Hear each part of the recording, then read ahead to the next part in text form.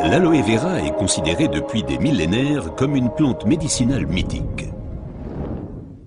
Déjà, les Aztèques l'utilisaient comme remède miracle contre beaucoup de maladies.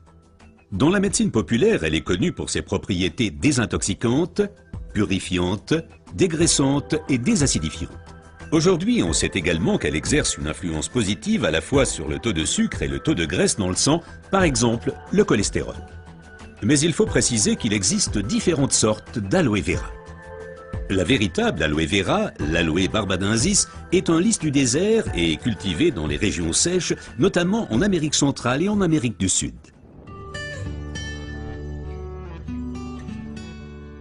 L'efficacité de l'aloe vera dépend principalement de son traitement, mais les différences se font dès la récolte. Pour éviter d'abîmer la plante, les feuilles doivent être coupées à la main.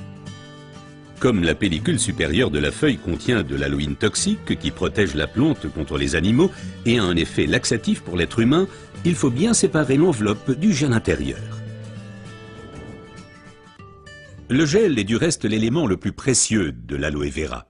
Il contient à lui seul plus de 150 composants importants et bénéfiques pour la santé tels que vitamines, enzymes, polysaccharides et oligoéléments. Et c'est précisément cette combinaison unique, cette association de différentes substances qui entraîne l'effet médicinal. L'un des composants les plus importants est l'acémanal. Il a une influence positive sur le système immunitaire et diminue d'autre part les inflammations et les radicaux libres. Le résultat, une amélioration de l'apport en oxygène. Observons ce phénomène de plus près.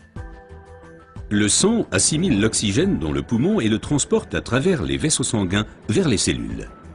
Les gros vaisseaux se divisent et deviennent de plus en plus petits pour devenir enfin des vaisseaux capillaires. Les capillaires sont les plus petits vaisseaux sanguins. C'est là qu'a lieu le transfert de l'oxygène du vaisseau sanguin vers les cellules.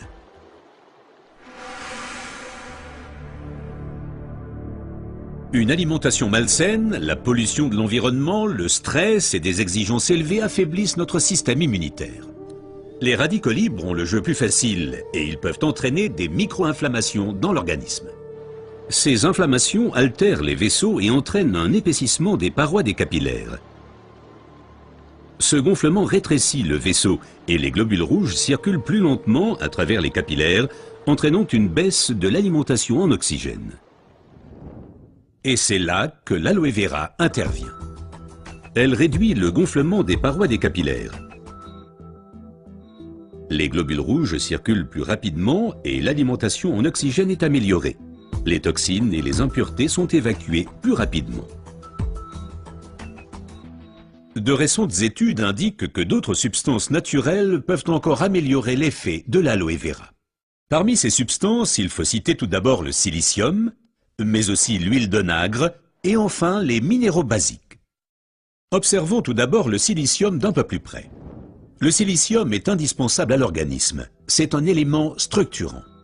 Nous le connaissons surtout sous forme de sable de quartz que l'on trouve dans la pierre et le béton. Dans l'organisme, le silicium contribue à stabiliser les tissus, mais il renforce également les os, les ongles, les cheveux, les tissus conjonctifs et les parois des capillaires. Avec l'âge, les capillaires menacent de perdre leur fermeté. Ils peuvent littéralement se désagréger, ce qui entraîne une interruption du flux sanguin. Dans le pire des cas, ceci peut entraîner des incidents vasculaires cérébraux et l'infarctus. Le silicium renforce et soutient les parois des capillaires et maintient ainsi le vaisseau sanguin ouvert.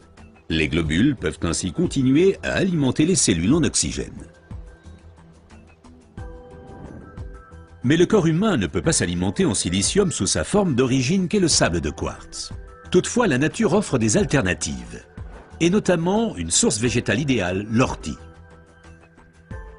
Car elle est riche en silicium naturel, mieux assimilable par l'être humain.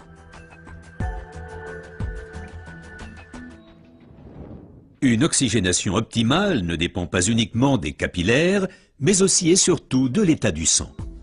Le sang ne peut bien circuler dans les vaisseaux capillaires que s'il est suffisamment fluide. Certaines substances peuvent améliorer la fluidité du sang, l'huile d'onagre avec ses acides gras insaturés et naturellement les minéraux basiques. Les acides gras insaturés sont des fluidifiants du sang. Ils empêchent les globules de s'agglutiner et donc un épaississement du sang. Les minéraux basiques soutiennent l'élasticité des globules rouges et facilitent ainsi leur passage à travers les capillaires.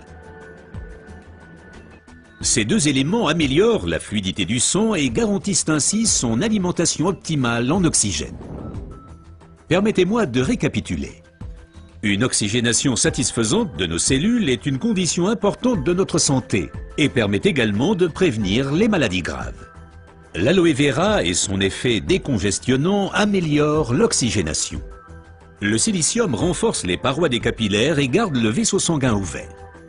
Cet effet est renforcé par l'huile d'onagre et aussi par les minéraux basiques.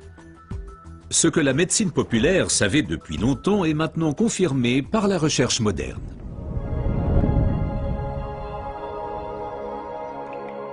L'aloe vera améliore l'apport en oxygène et donc votre santé. Car l'oxygène signifie la vie. Faites confiance à l'aloe vera.